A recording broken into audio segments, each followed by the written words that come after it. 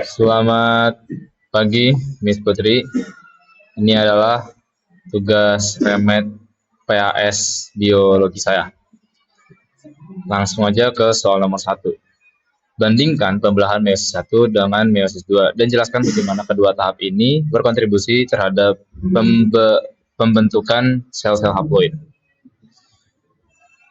Oke, yang di sebelah kiri meiosis dan sebelah kanan meiosis 2. Di meiosis 1 terjadi reduksi kromosom, di meiosis 2 tidak terjadi reduksi kromosom. Di meiosis 1 itu sifat sel induknya diploid atau 2N. Meiosis 2 sifat sel induknya haploid atau N. Sifat sel anakan meiosis 1 itu haploid, N, meiosis 2 juga N, haploid. Meiosis 1 terjadi pindah silang, sedangkan meiosis 2 tidak terjadi. Jumlah sel pada meiosis 1 itu ada 2, jumlah sel anakannya. Jumlah sel anakan meiosis 2 itu adalah 4. Meiosis 1 tujuannya adalah untuk mereduksi kromosom, meiosis 2 tujuannya adalah untuk menghasilkan gamet. Ini soal jawaban nomor 1. Kedua tahap ini berkontribusi terhadap pembentukan sel-sel haploid pada meiosis 1 dan perfase 1. Terjadi pembentukan pasangan kromosom homolog dan tetrat yang menyebabkan pada tahap anafase 1 masing-masing kutub terdapat 2 kromosom, bukan 4 seperti mitosis. Maka setelah sitokinesis kedua anakan memiliki sifat haploid. Pada meiosis 2 terjadi pembelahan sister atau saudara sehingga kedua anaknya haploid. Soal nomor 2. Pada pembelahan mitosis ada tahapan interfase. Jelaskan 3 subfase yang terjadi sebelum memasuki fase mitosis. Yang pertama ada fase G1 atau growth 1. Sel mengalami pertumbuhan, ukurannya bertambah besar dan terjadi penggandaan organel. Pada fase S, sintesis materi genetik dengan cara penggandaan duplikasi sentrosom pada sel hewan dan berlangsung selama 10-12 jam. Pada fase 2 atau growth 2, pertumbuhan dan penggandaan organel, terjadi sintesis protein maupun biomolekul yang diperlukan untuk fase M berlangsung sekitar 4-5 jam. Soal nomor 3. Jelaskan proses oogenesis dan spermatogenesis dengan lengkap, sertakan pula tahapannya. Kita ke oogenesis dulu ya. Dimulai pada saat embrio, terus menjadi OSC melakukan mitosis menghasilkan 2 oogonium atau 2N. Lalu oogonium melakukan pembelahan mitosis menghasilkan 2 oosit primer. Lalu oosit primer akan melakukan meiosis 1, tetapi berhenti hingga per fase 1 dan akan melanjutkan pada fase pubertas. Lalu ketika sudah mulai menentukan, meiosis 1 selesai dan menghasilkan badan polar primer dan oosit sekunder. Nah, oosit sekunder melakukan meiosis 2, tetapi berhenti pada metafase 2 dan akan lanjut ketika terjadi fertilisasi. Ketika terjadi fertilisasi, oosit sekunder akan menghasilkan oosit 2 dan menghasilkan badan polar dan ootit karena sitokinesis tidak tepat di tengah. Badan polar primer akan menghasilkan 2 badan polar sekunder. Ootit akan semakin matang dan menjadi ovum. Badan polar akan terdegenerasi karena sitoplasma kecil. SSC melakukan mitosis menghasilkan 2 spermatogonium. Ya, ini adalah proses spermatogenesis. Di mana salah satu spermatogonium akan kembali menjadi SSC untuk memperbanyak. Spermatogonium melakukan mitosis dan menghasilkan 2 spermatosit primer atau 2N.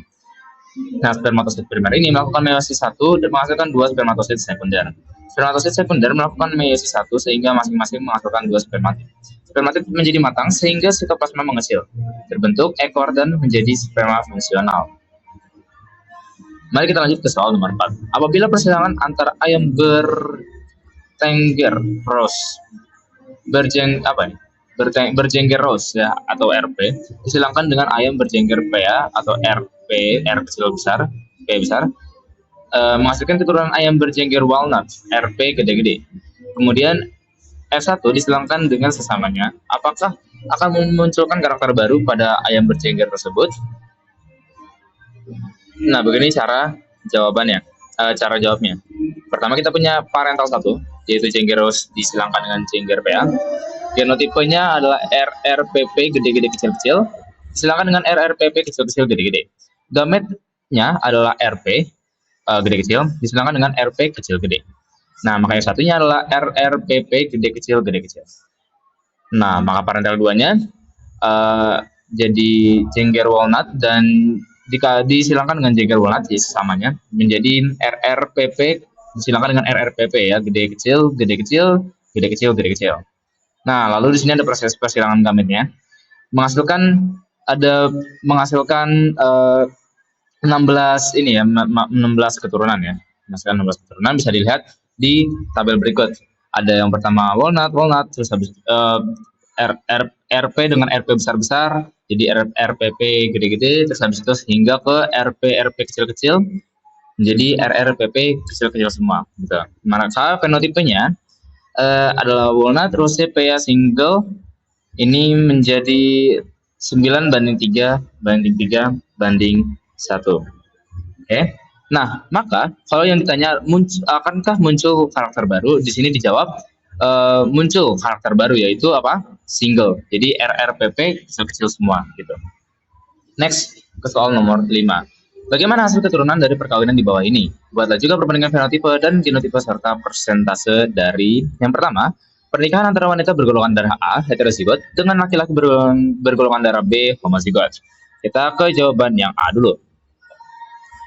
Oke, jawaban yang A seperti ini ya. A heterozigot bersilang dengan B heterozigot. Maka gametnya adalah IAIO disilangkan dengan IBIB. Nah, maka hasil persilangannya adalah IAIB dan IBIO. Gitu.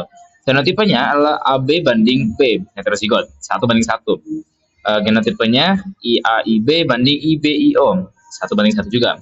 Maka AB adalah setengah kali 100 yaitu 50%, B adalah setengah kali 100 juga ya sebenarnya 50% juga.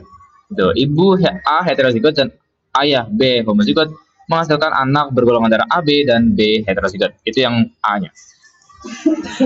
Nah, untuk soal yang B-nya, pernikahan antara wanita bergolongan darah O dengan laki-laki bergolongan darah AB. Bisa kita lihat di jawabannya P1 atau parental 1.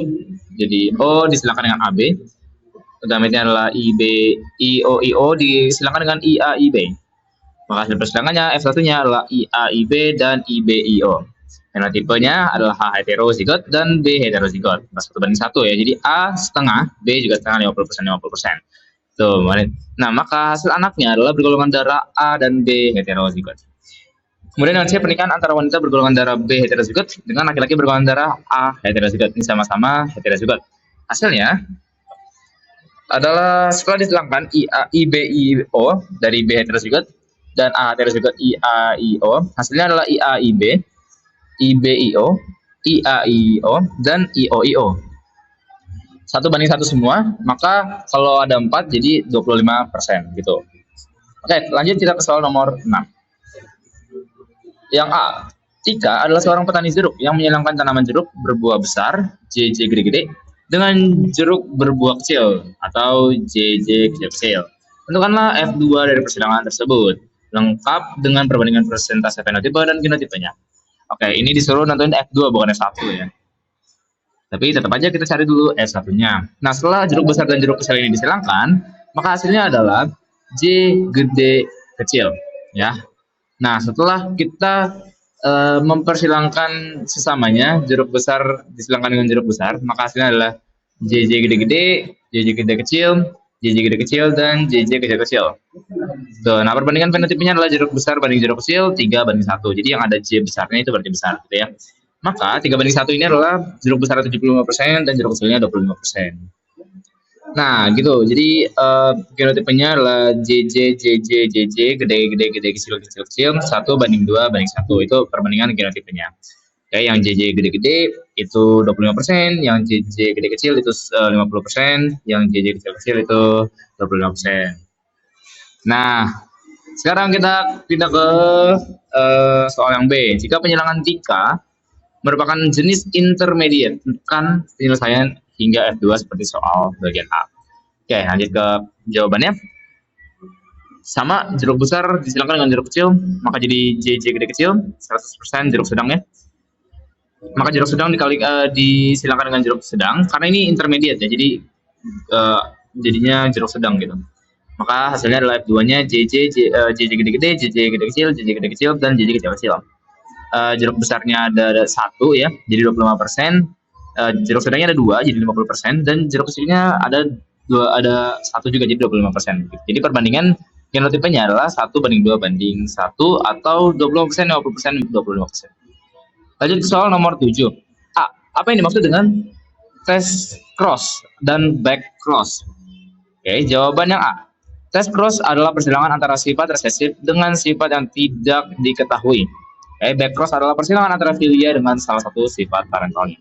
Yang B, kita disuruh untuk memberikan pembuktian penyelesaian dari pengertian yang tadi sudah dijelaskan. Langsung saja. Yang B ya, kita ambil contoh merah dan putih. Oke, maka B besar disilakan dengan B kecil resesif gitu ya. Maka hasil persaingannya adalah B gede kecil 100% merah ya, karena ada B besarnya. Maka hasilnya adalah B gede kecil dikali dengan B kecil kecil. Itu parental 2-nya. Maka hasilnya adalah F2-nya adalah BB gede kecil dan BB kecil kecil. Itu untuk test cross. Sekarang back cross ya. Jadi yang pertama test cross, sekarang back cross. Oke. Kita ambil contoh untuk back cross juga sama, mawar merah dan putih ya. BB gede-gede disilakan dengan BB kecil-kecil. Maka ambil gametnya B disilakan dengan B kecil, jadi B gede kecil 100%. Maka merah hetero dikali dengan merah adalah BB gede kecil dikali dengan BB besar-besar. Maka hasilnya F2-nya juga sebenarnya sama aja, B gede-gede dan yang keduanya berbeda, jadi B gede kecil. Sekarang soal nomor 8. Semangka bulat hijau dihilangkan dengan semangka lonjong kuning. Apabila gen semangka bulat hijau memiliki sifat dominan, maka bagaimanakah hasil persilangan jika hasil F1 disilangkan dengan sesamanya? Berapakah persentase dari semangka yang memiliki sifat bulat hijau dan semangka yang bulat kuning? Sertakan pula perbandingan fenotipenya. Oke, pertama kita disuruh nyari F1-nya. Bulat hijau, maka gede semua ya, BBTT gede semua. Lonjong kuning kecil semua karena nggak bulat dan nggak hijau gitu ya. Hasilnya adalah setelah BT gede kecil disilangkan dengan BT kecil kecil, maka hasilnya adalah BBTT gede kecil 100% bulat hijau gitu ya. Genotipenya sekarang sekarang F1-nya disilangkan dengan sesamanya. Maka parental 2-nya adalah BBTT gede kecil disilangkan juga dengan sesamanya BBTT gede kecil. Hasilnya ada 16 juga ya. Nah, sebelum saya ditanya berapa persentasenya semangka yang memiliki sifat bulat hijau dan semangka bulat kuning, bulat hijau dan bulat kuning. Jadi B-nya harus besar, bulat hijau, maka T-nya juga harus besar, bulat kuning berarti B-nya besar, T-nya kecil ya. Bisa dilihat di tabelnya setelah kita silangkan antara BT gede kecil, gede kecil, kecil gede, dan kecil kecil gitu ya. Maka persentasenya kita dapat untuk yang B gede dan T gede itu 9/16. Jadi ada 9 dari tabel itu bisa dilihat ada 9/16 ya, dari 16 keseluruhannya 16 dikali 100%, maka 56,25%. Nah, bulat kuningnya B gede T kecil ada 3 doang tuh dari 16. Nah, setelah dikalikan 100%, maka jadi 18,78%. Gitu. Nah, apalagi yang diminta? Sertakan pula perbandingan fenotipenya ya.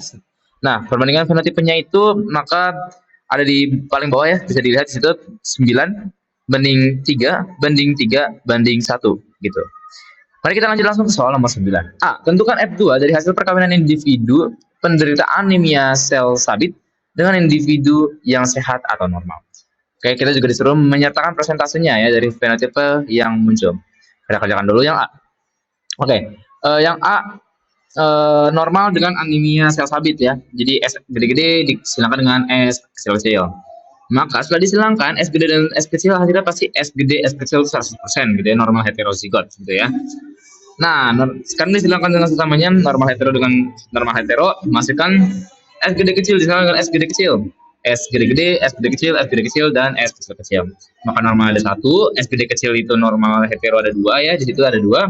Dan anemia sel sabit SS kecil-kecil itu ada 1 juga. Maka perbandingannya ada 1:2:1 gitu ya. Nah, normal di situ ada berapa? Normal di situ ada 3 ya. Pokoknya yang ada S gede itu normal. Berarti 3/4 dikali 100%, hasilnya adalah 75%. Nah, yang anemia cuma satu, jadi 25% gitu ya. Sekarang kita lanjut ke yang B. Bagaimana persilangan dari perkawinan individu akondroplasia? Nah, seperti ini, sehat disilakan dengan apa tadi? Akondroplasia ya. Kakak gede-gede dikalikan dengan kakak kecil. Oh sorry, disilangkan ya. Maka jadi kakak gede silakan dengan kakak kecil, jadi kakak gede kecil 100% sehat, gitu ya. Maka setelah sesamanya disilangkan sehat kali sehat, tapi sehatnya yang satunya itu kakak gede kakak kecil ya. Jadi ada dua gitu ya. Maka hasilnya adalah kakak gede kakak gede kakak gede kakak kecil dikali dan kakak kecil. Yang ada kakak gedenya itu sehat ya, berarti ada 3 dari 4 dan yang sakitnya ada 1. Maka sehat sakitnya perbandingan 3:1 atau 75% dibanding 25%. Kita lanjut ke soal nomor 10. Oke.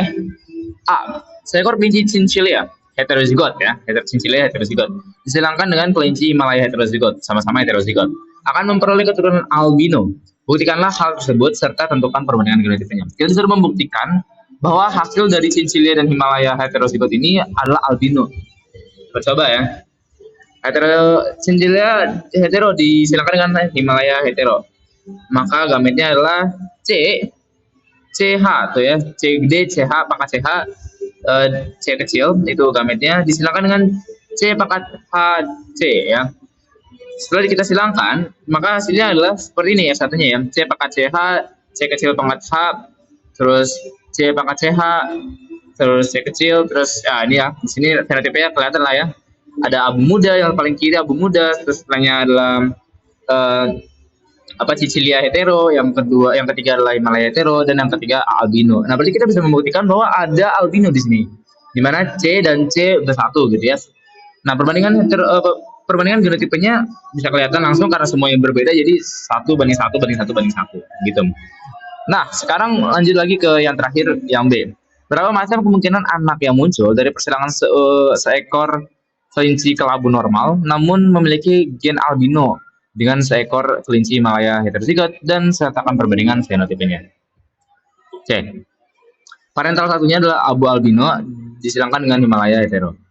C gede kecil disilangkan dengan C pangkat H dan C gitu ya.